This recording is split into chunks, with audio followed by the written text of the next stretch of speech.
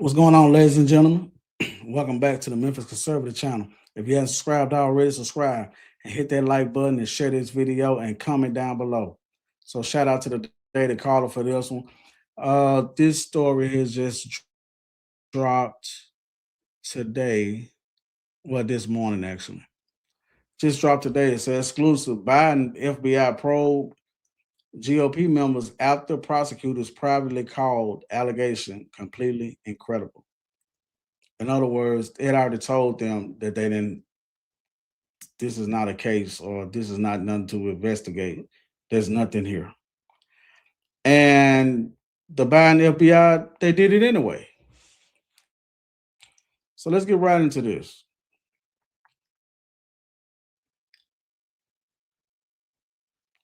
Biden era FBI officials pressed forward with an investigation into Republican members of Congress after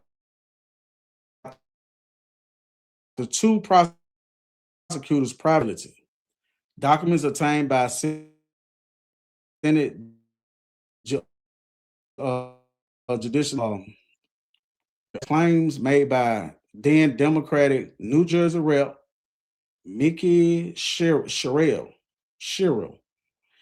The FBI launched a probe in January 2021 to assess whether several Republican members assisted individuals or groups who organized the January 6th Capitol riot, records reveal. Operation Rampart 12 is yet another example in which Republicans were unfairly targeted and secretly subjected to an invasive investigation by the Biden DOJ and FBI, Grassley told the Daily Caller News Foundation. If not for my investigative work and brave whistleblowers, we wouldn't know about FBI agents and DOJ prosecutors' disgracefully efforts to try and destroy Republicans. Grassley said, my Democrat colleagues want to ignore these facts and evidence and defend the fired officials who participated in Biden's lawfare. I'll continue working to expose the widespread constitutional abuses that occurred under the Biden administration because transparency brings accountability. So I remember back then they were saying, when Trump was saying, oh, he's using the DOJ and his FBI people to come after me. And what everybody kept saying, even CNN and all of them, what everybody kept saying, you cannot, there's no such thing as weaponizing the DOJ or weaponizing the FBI. I mean, that's what they said. They said Biden didn't do all of that. He didn't push the button on all of that. Okay. Sherrill alleged in a January 12th, 2021 Facebook Live broadcast that some members of Congress led recognitions tours to map out the Capitol ahead of January 6, 2021, several outlets reported at the time. So they were going to map out the Capitol one thing ahead of that. Okay, let me read on from what I'm taking. Let me read on. With more than 30 other Democrats, she also sent a letter to Capitol security officials seeking information about suspicious visitors on January 5th. The FBI's Rampart 12 investigations centered on allegations against Republican Colorado Representative Lauren Boebert, former Republican Alabama Representative Mo Brooks, and Republican Representative Paul Gosar and Andy Biggs of Arizona. Investigators obtained toll records for Boebert and Gosar, according to a memo. So Mitchie Sherrill has such important groundbreaking information that she has agreed to talk to Amanda Friday. Former federal prosecutor Molly Gaston wrote in a January 13, 2021 text message to another prosecutor, J.P. Cooney. Following former special counsel Jack Smith's appointment in 2020, 42,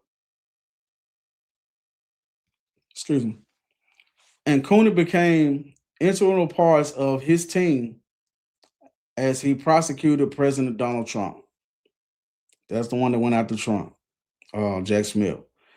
Cooney called Sherrell's handling of the situation embarrassing and appalling, adding in the January 13th text that it makes her allegations completely incredible. I hate politicians, Gaston wrote. Hate is the wrong word. I'm delusional by them. So this right here is supposed to be all the proof with the text messages and the emails between them. It's 36 pages long, as you see. Um, so I guess you can, when you want to look it up, you just type in, and it's, public release by Chairman Grassley and Johnson. Emails between Cooney and Johnson, J.P. Cooney and Gaston, Molly Gaston. Days later, Cooney texted Gaston on January 16, 2021 about video footage of Barbara in the Capitol, noting there was a MAGA hat group about a minute behind her, but it's a family with kids. Someone in the group was taking pictures but looked like a tourist, he said.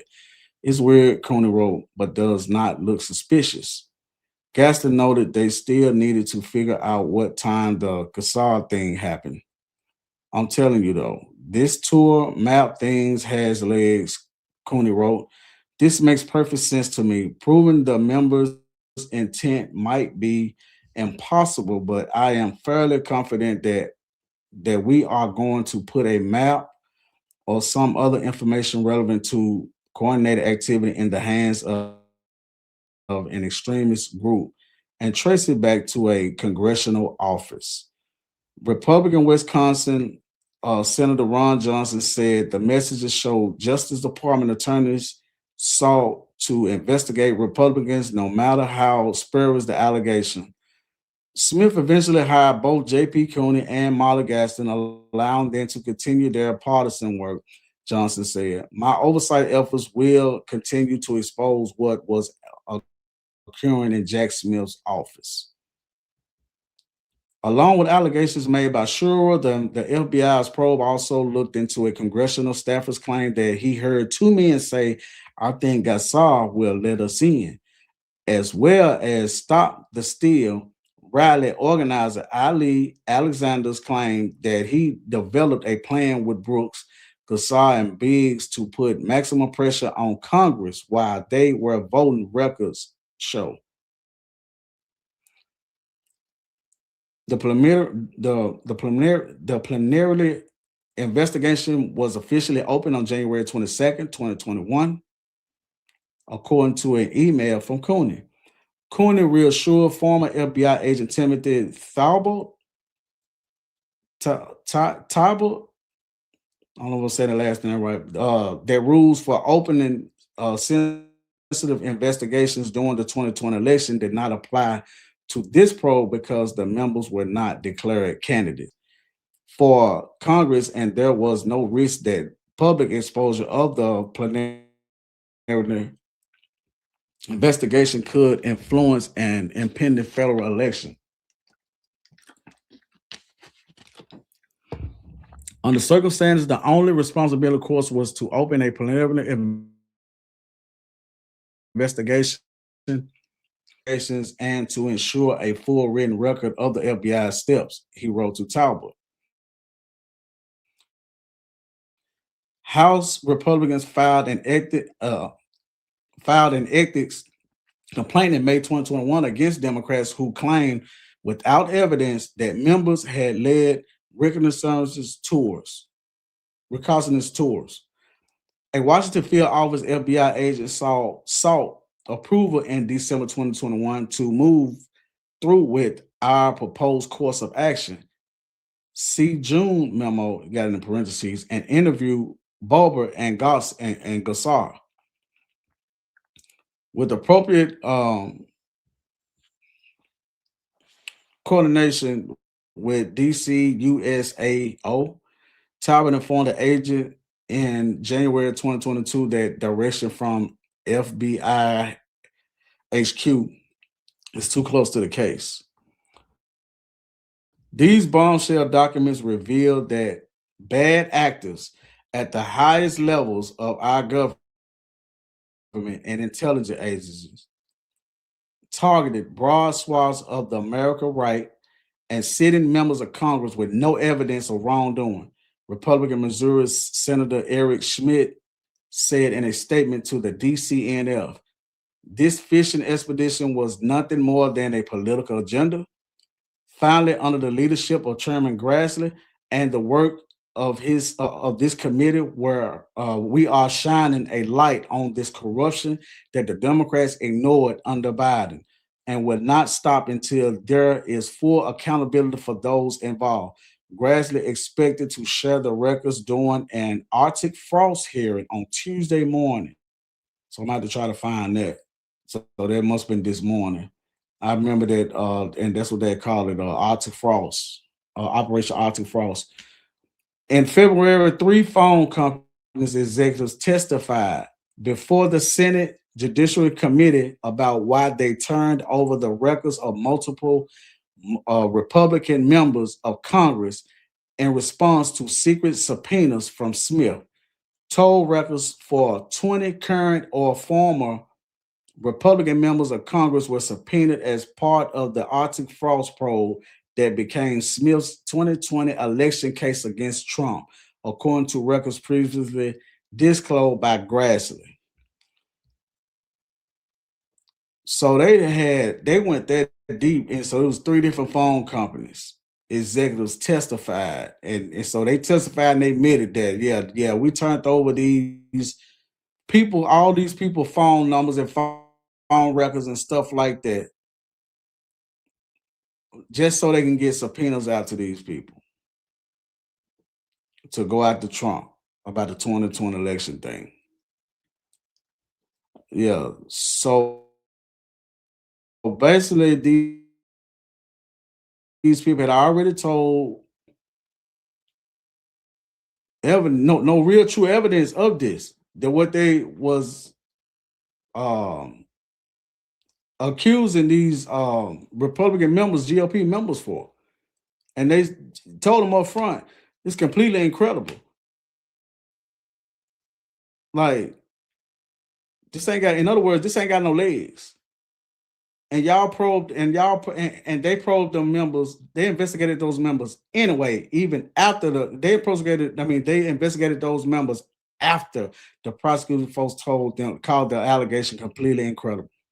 So y'all went and did it anyway, knowing there wasn't nothing there, just making up a lot of stuff, along the way and everything. So, but yeah, that just came out today. A lot of stuff has been coming out, just hitting the fan. Just like, with all this fraud money in these different states and everything, and more and more stuff is coming out about the 2020 election, that it was messed with, it was rigged, and it was stolen, just like Trump said. But everybody was like, "Oh, he crazy," or he just need to take his L and gone on somewhere, and all that right there.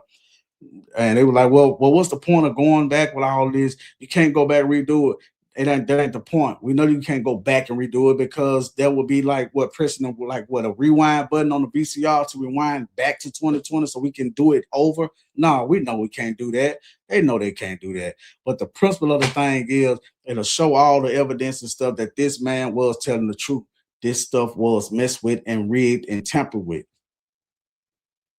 rigged against him for him to win. You expect, because when we was looking at that election that night, you expect us, man, Trump was tearing this man tail up. We go to sleep. All of a sudden, when we wake up next morning, he the president, and he won by these many millions, hundreds of thousands or whatever, votes of millions of votes or whatever. You expect us to believe that. And this man was tearing this man tail up the night before we went to sleep.